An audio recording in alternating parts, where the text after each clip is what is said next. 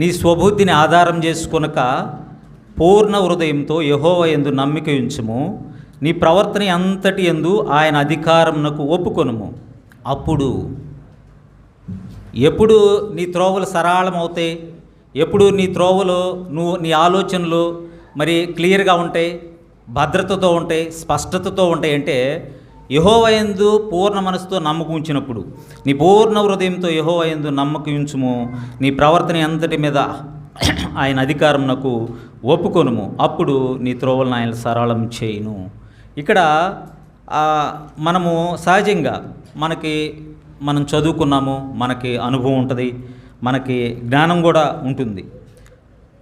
అయితే ఈ జ్ఞానం కానీ, ఈ చదువు కానీ, లేకపోతే మనకున్న అనుభవం కానీ, ఇవన్నీ కూడా ఎప్పుడూ కూడా కొంత పరిమితి కలిగి ఉంటాయి. దేవునికి ఉన్నంత జ్ఞానం మనకు ఉండదు కదా, దేవునికి ఉన్నంత ఆలోచన మనకు ఉండదు కదా, దేవునికి ఉన్నంత స్పష్టత మనకు ఉండదు కదా. అందుకే మనకు చదువు ఉన్న, అనుభవం ఉన్న, జ్ఞానం ఉన్నా కూడా మన ఆలోచన ప్రకారం మనం ముందుకు వెళ్తున్నప్పుడు ఆలోచనలో స్వార్థం ఉంటుంది.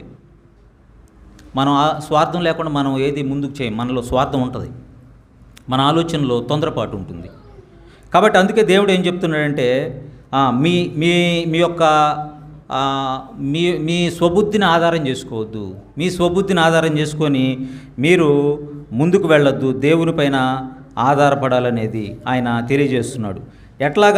ఎలాగంటే పూర్ణ మనసుతో, పూర్ణ హృదయంతో నమ్మకం ఉంచు. పూర్ణ హృదయంతో నమ్మకం ఉంచడం అంటే ఇక్కడ డెసిషన్ దేని మీద అంటే నమ్మకం మీద, దేవుణ్ణి నమ్మటం అనే దాని మీద.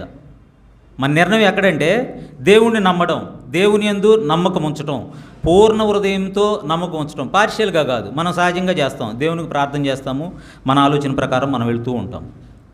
దేవా, నేను ఇదిగో ఈ కార్యం చేయబోతున్నాను, నువ్వే కాపాడు, నువ్వే సహాయం చేయి, నువ్వే నడిపించు అంటాము. నడిపించని చెప్తాము, కానీ మన నడకని మనం నడుస్తూ ఉంటాం. ప్యారలల్గా అంటే దేవుడికి ప్రార్థన చేస్తాం, ప్రార్థనగానే వదిలిపెడతాము. దేవుడు నన్ను నడిపిస్తా అన్నాడు కదా, ఆయన ఏం చెప్తాడు, ఆయన ఆలోచన ఏంటి, ఆయన ఆలోచన ప్రకారం నేను వెళ్ళాలి కదా అనే దానికన్నా కూడా దాన్ని అలాగే ఉంచేసి ప్రార్థనగానే ఉంచుతాం, మన ఆలోచనగానే తీసుకువెళ్తాం. కాబట్టి మన పూర్ణ